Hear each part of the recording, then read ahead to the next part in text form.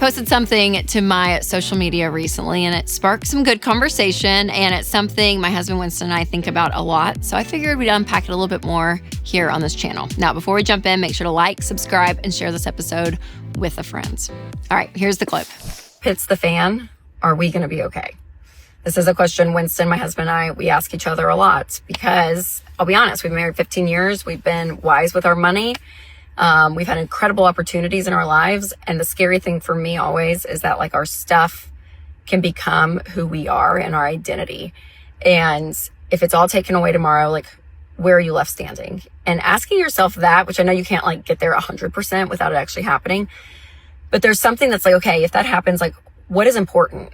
And I keep realizing time and time again, y'all, I don't know if it's because my kids are getting older or what, but relationships in your life, like if you have kids, with your spouse, with friends, neighbors, people in your community, your family, like all of that, like that's the stuff that outlasts. And I want to put effort and time and intentionality into those things because at the end of our life, what is left standing? And to sound cheesy, that is love, right? Like the people in your life, like that is what brings such richness and such value. So stuff is not bad, but if it's all taken away tomorrow, who would you be? So like I said, Winston and I, we talk about this like a good bit because there is so much of my life that I do not want rooted in my identity because there are things that can be taken away from our jobs, our clothes, even our, church situation, even our kids' schools, like so many things that we can tend to be like, oh, this is so important. And you tend to shift so much of your identity into this idea, this place. It can be really dangerous. And again, these places that we love and that we value, it does fill our time and our budgets and our minds and our calendars. So it can be really easy to lose focus, but to continue to say, okay, who am I really? If things in my life were taken away, who am I really? So to really recenter ourselves, we do ask the question, like if crap hits the fan and it's all gone, what's left? What do we have left? And hopefully we have our marriage, right? We have each other. Our family, like our kids, extended family, our parents and siblings and in-laws that we love, our friendships, the people in our life that we walk life with, our faith, knowing who we are in God.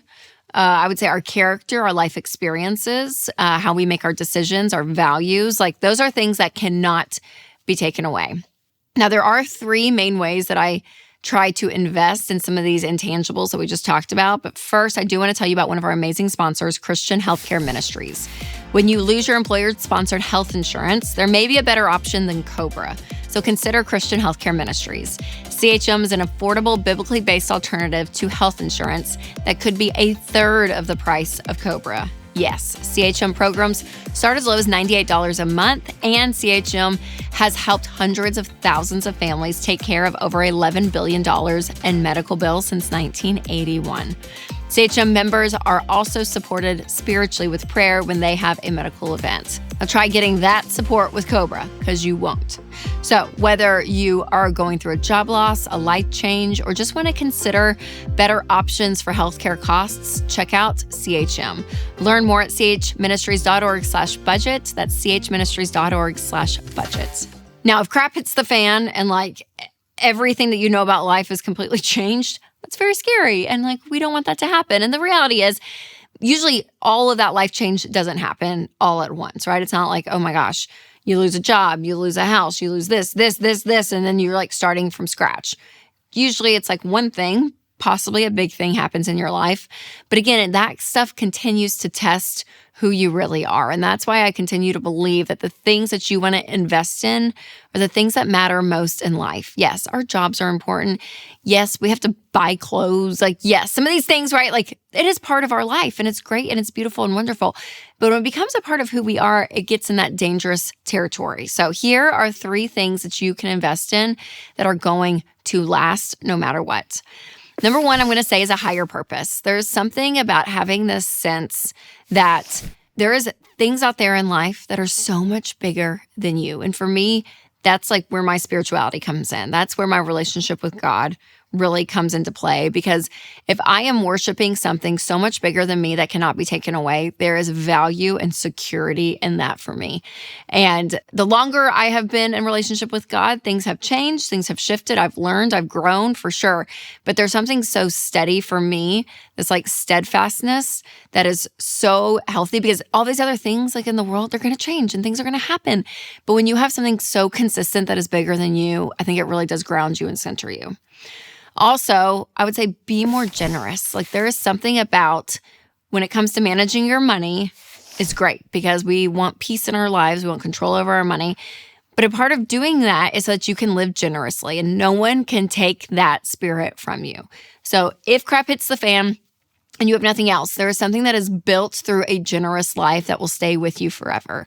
And so living life with an open hand with your money, with your time, with your conversation, your energy, all of that, there's something amazing about that. That is so invaluable. So focusing time and energy around generosity, I think has a huge play in who we are. If you have not done a budget, EveryDollar is one of the best budgeting tools out there, and giving is part of that rhythm. Like we literally have that at the very top of your budget to be practicing, and it really pushes people, because I always say be giving regardless of where you are financially. Give a little until you can give a lot, but keeping that muscle built is so huge for you as a person. And lastly, I would say relationships are invaluable. You know, there is something to be said that I think people can be successful in life. I think people can build wealth. I think people could start a business and do great and be successful in some areas. But relationships, they're hard. Like they are hard to be successful in. I was watching this clip on Instagram and some guy was like, you know, people can be great and like be successful in business, but to have a parent whose adult kids actually want to hang out with them, that's success. Like that's real. Like when you're on your deathbed, let's be honest, we're all not going to be like, man, I wish I had like $5,000 more in my 401k. You know, no, you're like thinking about the people around you and the life that you lived. So there is something about relationships that make life so rich and so beautiful and so wonderful, but it takes time, it takes intentionality, but those relationships is what sticks with you through thick and thin. So stuff of this world could be taken from you, but the relationships in your life, that's your family, your friendships, relationship with your kids. I mean, like all of that, like there's something so intangible that's so beautiful about that. Now, again, I don't want crap to hit the fan for you and you lose everything, but going back to that groundedness of like, where's my identity? Where is my happiness and my joy really planted? It's something I think we all need to be thinking about. But regardless of what season you are in with money, how you handle money is going to affect everything. And there's something about our natural tendencies when it comes to money that's really important to know and understand. So if you want to hear more about that, make sure to check out this video, what your 7 money tendencies say about you. And if you're listening on podcast, I'll put a link in the description.